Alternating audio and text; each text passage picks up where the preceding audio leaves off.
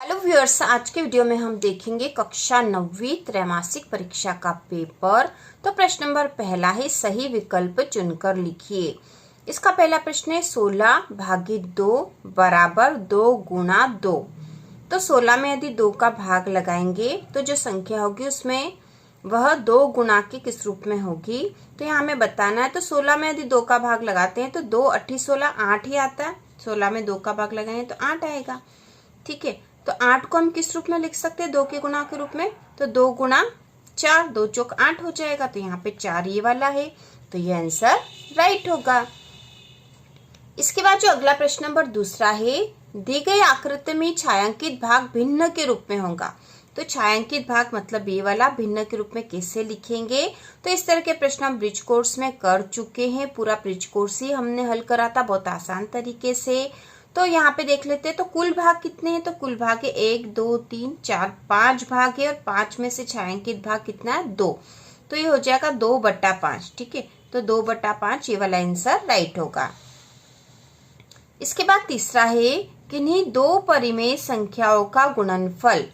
किन्हीं दो परिमेय संख्याओं का गुणनफल कैसा होता है? तो वह सदैव एक परिमेय संख्या होती है। ठीक है, परिमेय संख्याओं का गुणनफल सदैव परिमेय संख्या होती है।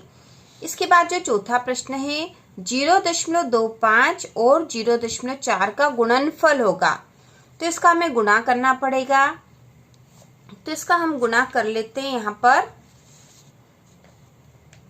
0.25 गुणा 0.4 का गुणा। ठीक है, तो यहाँ पे 4 का गुणा 5 में करेंगे। 4 5 20 की 0, असिल का 2, 4 दूना 8 और 2 10 हो जाएगा। अब यहाँ पे दशमलव लगाएंगे तो दशमलव कितनी संख्या के बाद लगाएंगे?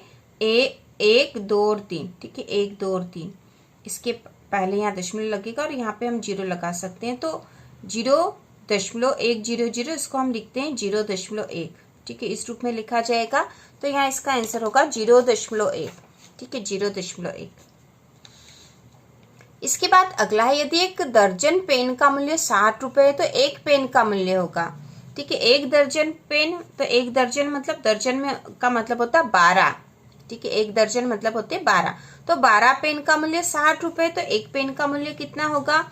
तो 60 में 12 का भाग लगा देंगे। 12 एकम 12, 12 पंचे 60, तो यहाँ आएगा 5। तो इसका आंसर होगा 5। एक पेन का मूल्य 5 रुपए है।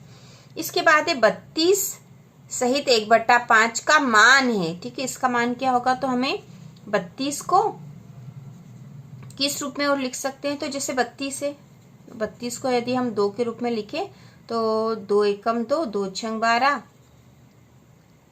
2 8 16, फिर 2 चौक 8, 2 दूना 4 और 2 एकम 2, तो 1 2 3 4 5, तो 2 की घात 5। ठीक है, 2 की घात 5 और इस पूरे की घात है 1/5। अब ये घातों का यहाँ पे गुणा हो जाता, तो यहाँ हो जाएगा 2 की घात 5/5। 5 से 5 कट जाएगा, बचेगा 2। तो आंसर आएगा 2।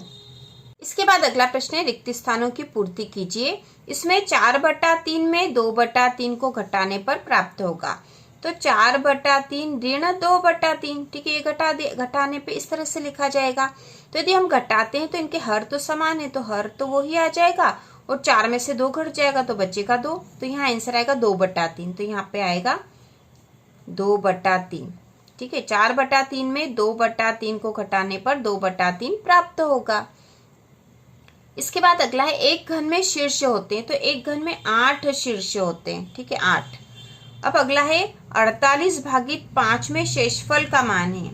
ठीक है, 48 भागित 5 में शेषफल, तो 48 में हमें 5 का भाग लगाना पड़ेगा। तो हम यहीं पे रफ रूप में देख लेते हैं। तो 48 में यदि 5 का भाग लगाएं तो 5 9 45, 46 47 48, 3 बचेगा। ठीक है, तो यहाँ पे यही पूछा है कि 48 भागित 5 में शेषफल का मान होगा। तो शेषफल का मान कितना है? 3। तो 3 होगा। इसके बाद अगला है, बहुपद px बराबर 4x ऋण 3 का शून्यक है।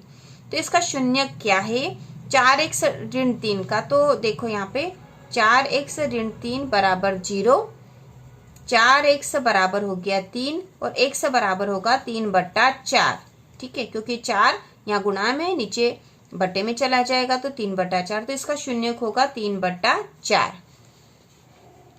इसके बाद है ऋण 5, ऋण 8, ऋण 3 बराबर। तो इसका मान क्या होगा? तो देखो जब इसको हल करते हैं तो ये तो ऋण का 5 है, अब ये ऋण है और इसके अंदर कोष्टक में ऋण है, तो इस ऋण का ऋण में गुणा होगा तो ये धन हो गया, तो ये हो जाएगा धन का 8 और ये ऋण का 3। अब ऋण वाले जोड़ लेंगे और उसको धन वाले से घटा देंगे, तो ऋण के 5 और ऋण के 3, 5 3 हो गया 8, तो ऋण के 8 हो गए और धन का 8 तो है ही सही।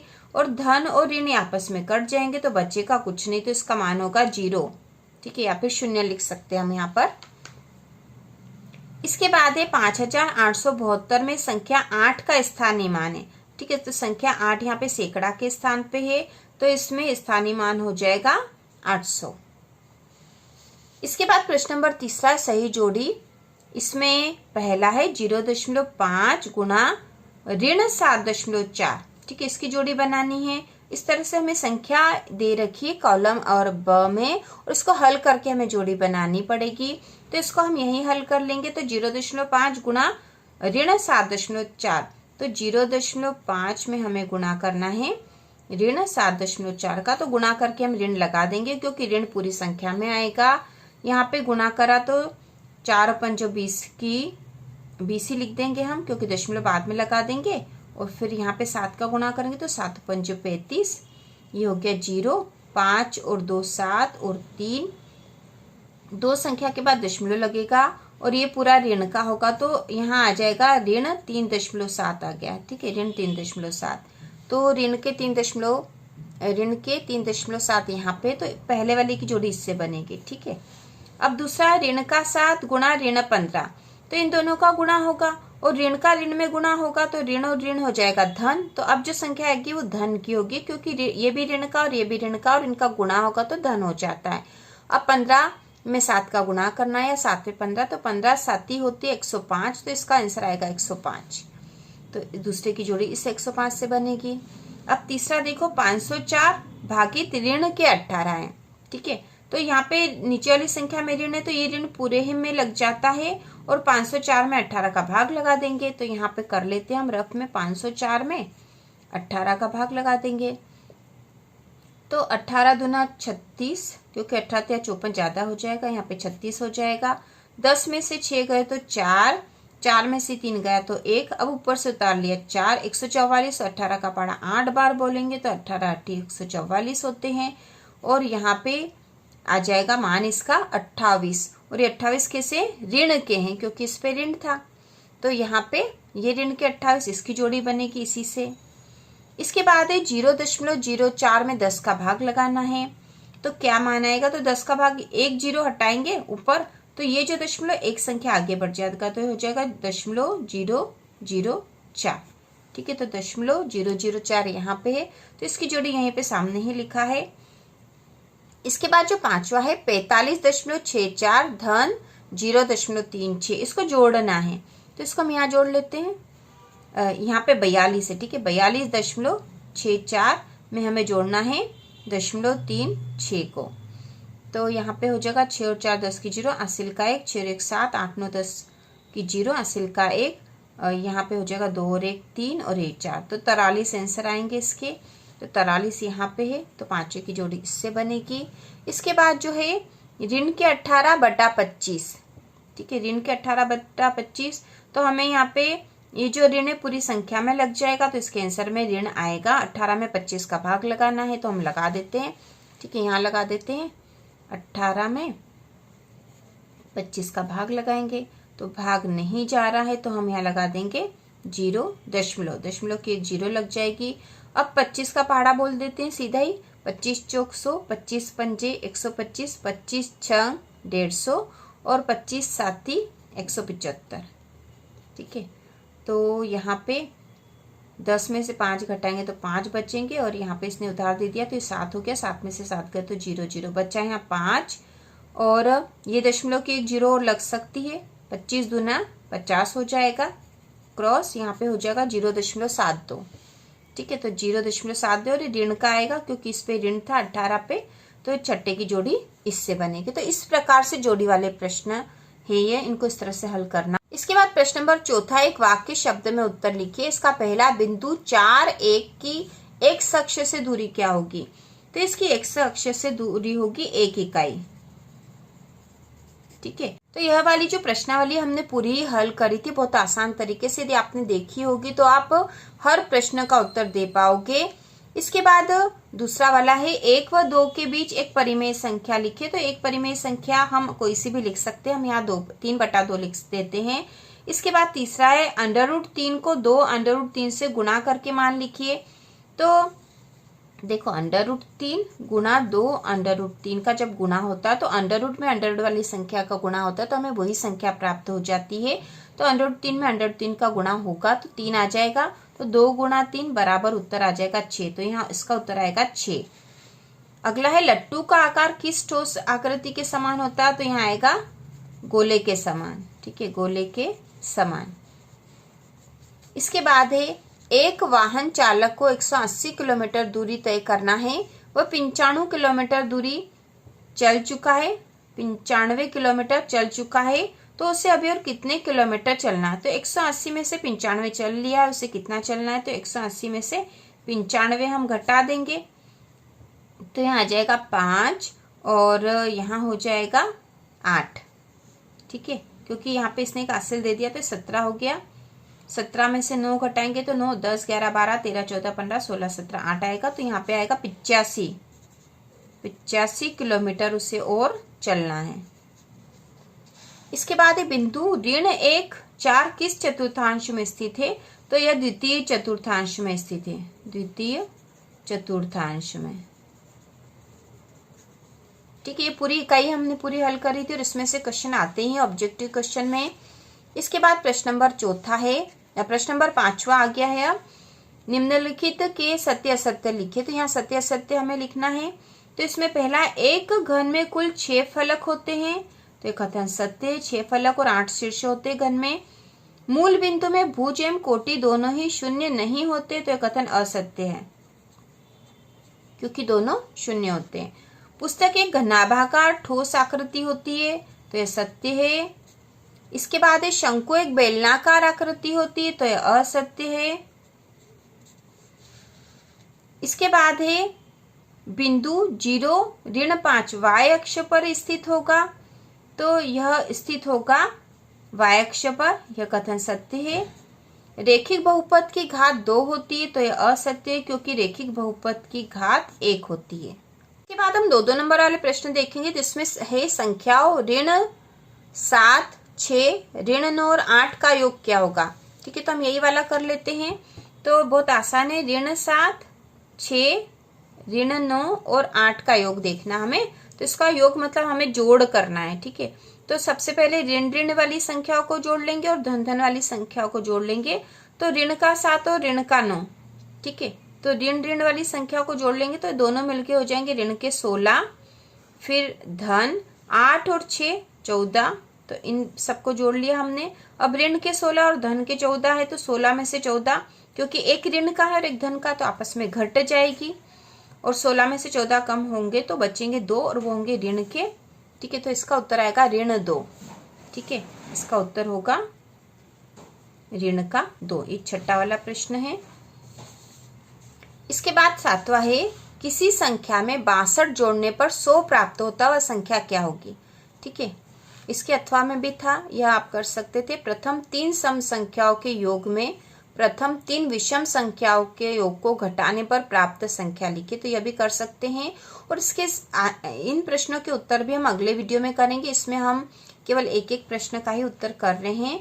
इसके बाद जो प्रश्न 7वां, किसी संख्या में 62 जोड़ने पर 100 प्राप्त होता है, तो संख्या क्या होगी। तो बहुत आसान है, यदि संख्या में 62 जोड़ रहे हैं तो 100 प्राप्त हो रहा है। ठीक है, तो मान लो संख्या x है, इसमें हमने 62 जोड़ा तो 100 प्राप्त हो गया। तो संख्या मतलब x का मान क्या होगा। तो x बराबर होगा 100 ऋण 62। तो x बराबर 100 में से 62 घटा देंगे तो यहाँ उधार लेंगे। 10 में से 2 कम होगा तो बचेगा 8, यहाँ बचा 9, 9 में से 6 कम हुआ तो बचा 3। तो यहाँ उत्तर आएगा 38। ठीक है, इसका उत्तर आएगा 38। इसके बाद अगला जो प्रश्न है 8वां, इसके अथवा में था संख्या 452 में क्या जोड़े कि 532 प्राप्त हो, तो इसको भी आसानी से कर सकते हैं। प्रश्न नंबर 8वां है 4526 में संख्या 5 के स्थानीय व अंकित मानों का अंतर क्या है, और इसके अथवा में संख्या 7345 को प्रसारित रूप में लिखिए। ठीक है, तो इसको प्रसारित रूप में लिख लेते हैं, बहुत आसान है। 8वां प्रसारित रूप लिखना है हमें 7345 का। ठीक है, तो प्रसारित रूप में हो जाएगा 7000 धन 300 धन 40 धन 5। ये इसका प्रसारित रूप हो गया है। इसके बाद प्रश्न नंबर 9 है 29 भागित 6 में भागफल तथा शेषफल का मान लिखिए। तो हम इसको कर लेते हैं 29 भागित 6। ठीक है, इस प्रकार से भाग लगा देंगे। तो 6 का भाग लगाएंगे तो 6 चौक 24,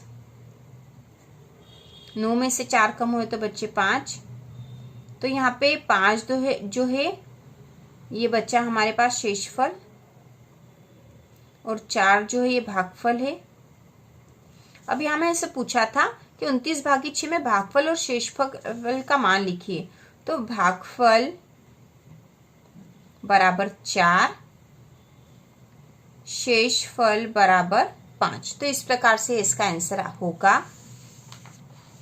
इसके अथवा में था 102 टॉफियों को 17 विद्यार्थियों में बराबर बांटने पर एक विद्यार्थी को कितनी टॉफियां मिलेगी। तो यह भी कर सकते थे, यह भी आसान है।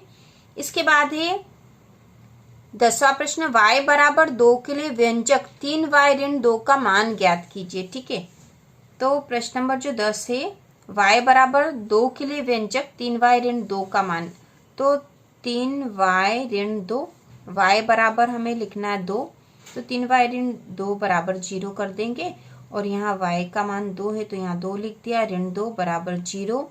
अब यहाँ पे 3 दूना 6, ऋण 2 बराबर 0, 6 में से 4 कम हुए तो 4। तो इसका मान हो जाएगा, आंसर हो जाएगा 4। ठीक है, इसका आंसर होगा 4। इसके अथवा में है यदि अमित की वर्तमान आयु x वर्ष है तो आज से 5 वर्ष पहले उसकी आयु के लिए बीजीय व्यंजक लिखिए। ठीक है, इसके बाद प्रश्न नंबर 11वां है 350 को 4:3 के अनुपात में बांटिए, और इसके अथवा में है अवनी का भार अंतरा के भार का दुगुना है तो दोनों के भार का अनुपात ज्ञात करो। तो हम ये ऊपर वाला कर लेते हैं, 350 को 4:3 के अनुपात में बांटिए। ठीक है, तो ये प्रश्न 11 है। 350 को हमें 4:3, तो हम वो अनुपात हमने मान लिया कि x है तो 4x धन 3x, ये इसका अनुपात हो गया। अब 350 बराबर 4 और 3 7x हो गया। अब हमें x का मान निकालना है तो 350 बटा 7 हो जाएगा बराबर x। भाग लगा देंगे, 7 एकम 7, 7 पंचो 35 और 1 0 ऊपर से उतरेगा ये। ठीक है, तो x बराबर 50, मतलब जो अनुपात माना था हमने वो 50 है। अब हमें 4x और 3x का मान पता कर लेना है, तो इसको पता कर लेंगे। तो 4x बराबर 4 गुना 50 बराबर 4 पंचो 20, तो 200 आ जाएंगे। उसी प्रकार 3x बराबर 3 गुना 50 बराबर 5 या 15, 150। तो 350 का 4:3 का मान निकालना था। ठीक है, 4:3 के अनुपात में बांटिए। तो ये हमने 350 बराबर 4 अनुपात है 200 और 3 अनुपात है 150, इसका आंसर हो जाएगा इस प्रकार। इसके बाद प्रश्न नंबर 12 है राम एक पेन 45.25 रुपए में खरीदता है तथा एक किताब 135.75 में खरीदता है, तो उसने दोनों वस्तुओं के लिए कुल कितना भुगतान किया।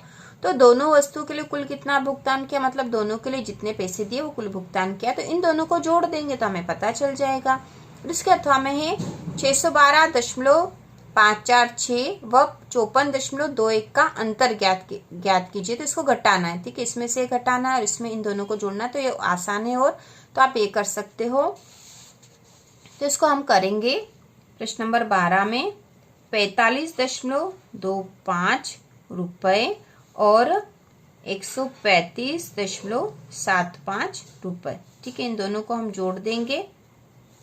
तो 5 और 5 10 की 0, हासिल का 1, 2 और 1 3 और 7, 10 की 0, असिल का 1, 5 और 5 10 और 1 11 की 1, हासिल का 1, 4 1 5, 6 7 8 1। तो यहाँ पे कुल भुगतान, ठीक है, कुल भुगतान बराबर 181 रुपए। कुल भुगतान बराबर 181 रुपए, ये आंसर आएगा प्रश्न नंबर 12 का। प्रश्न नंबर 13 है 35% को भिन्न के रूप में लिखिए।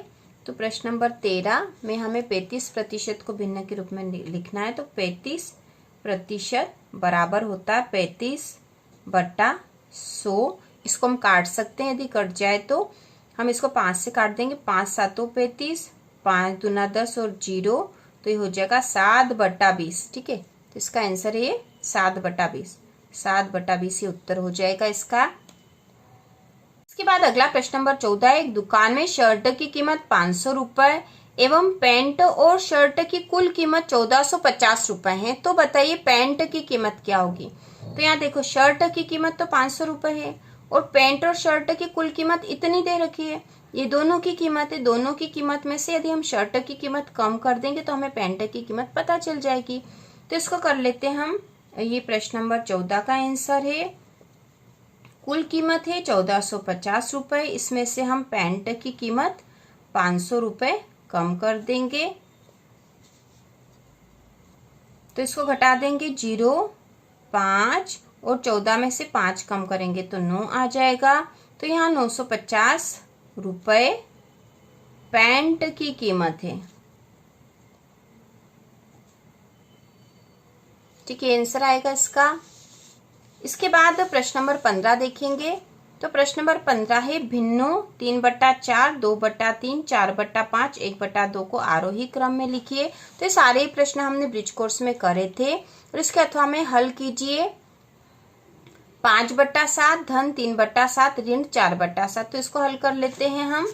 इसको हल कर लेंगे तो तीनों में हर समान है, तो इनका जब एलसीएम लेंगे तो वही आ जाएगा 7 और ऊपर की संख्या भी वैसी आ जाएगी 5 धन 3 ऋण 4।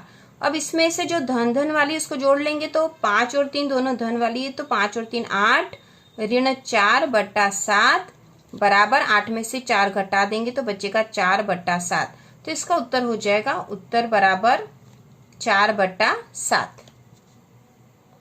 के बाद प्रश्न नंबर 16 है 3 ऋण 6 ऋण 2 5 को अवरोही क्रम में लिखिए। अवरोही मतलब घटते क्रम में। घटते क्रम में सबसे पहले बड़ी संख्या आएगी, फिर उससे छोटी, फिर उससे छोटी।